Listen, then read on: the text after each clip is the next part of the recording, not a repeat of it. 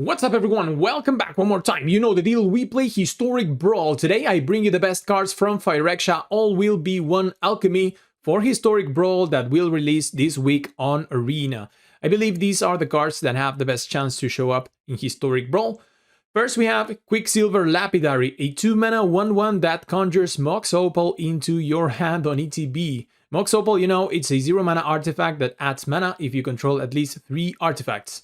This card could slot perfectly in any Joyra deck, especially OG Joyra, but it could also be worth trying in a Galaseth Prismari deck. Then there is Galma the Shaper, a 3-mana 3/3 legendary creature that has Vigilance, and when it attacks, you conjure Temper Steel into your hand. Plus, you make a 1/1 mirror. So a very interesting concept, slowly making an army that you can then pump massively by playing as many Temper Steels as you have conjured. Slots perfectly into Ursa, Prince of Krug, which already has a Temper Steel effect included, and it's worth trying in Malcator, a recurrent way to make artifacts each turn and trigger the Golem creation. We also have Kemba's Outfitter, that is a 1-mana 2/1, which is already pretty decent stats, and then on ETB you can convert any equip cost in your hand or the battlefield to 1 permanently.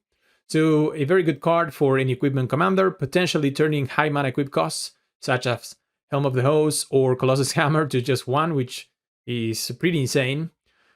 And following that up, we have Sheoldred's Simulator, a 2-mana 3/1 menace, which already are good stats for a 2-drop in a black aggro shell, but it also has a very powerful effect. On ETB or when it attacks, you can exile a card from any graveyard, so it's a very good ability to keep graveyard decks in check.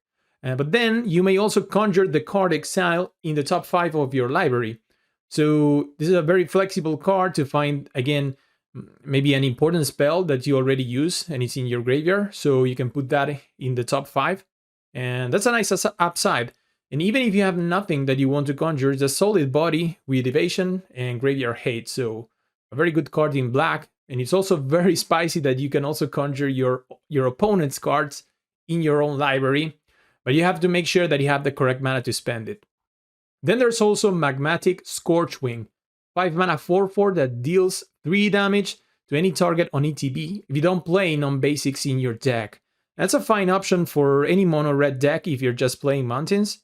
And I can see a deck commanded by Koth, for example, using only basic mountains, making use of this type of card. Although not playing any non-basic may be a very big downside nowadays. We also have Phyrexian Harvester, kind of like the Phyrexian Obliterator for red. So 4 mana for a 5/5 with menace, that when it's dealt damage, you seek that many non-land cards that you will have to discard at the end of your turn. So a very good card for any mono-red aggro deck. It's pretty spicy if you can make it fight other creatures or deal damage to it with a burn spell. So for example, you Lightning Bolt it for 1 mana, giving you access to 3 non-land cards, so basically that's a better ancestral recall. So I'm pretty hype about trying this in my Niheb deck, because 4 mana for a 5/5 with menace is already good, and then if it's dealt damage in the same time that we connect with Niheb, we can seek those cards and then discard them to the Niheb ability and draw new cards from that, and also make the mana. But then there's nothing that we have to discard because those cards are already discarded thanks to Neheb. That's a seriously good synergy for a Neheb deck, so I'm pretty hyped to try it in my Neheb build. So finally, there's a land that I consider to be an auto-include in any monocolor deck, which is Phyrexian Scrapyard. It's a land that comes into play untapped and then taps for colorless mana. And you can pay 1, discard a card, and conjure another one of these lands into your hand, another Phyrexian Scrapyard. And then you can pay 2 and sack 3 Phyrexian Scrapyards to conjure a Soul of New Phyrexia onto the battlefield. Like, seriously? That card is amazing. So worst case scenario is just a colorless land in your monocolor deck, like nothing else as a downside.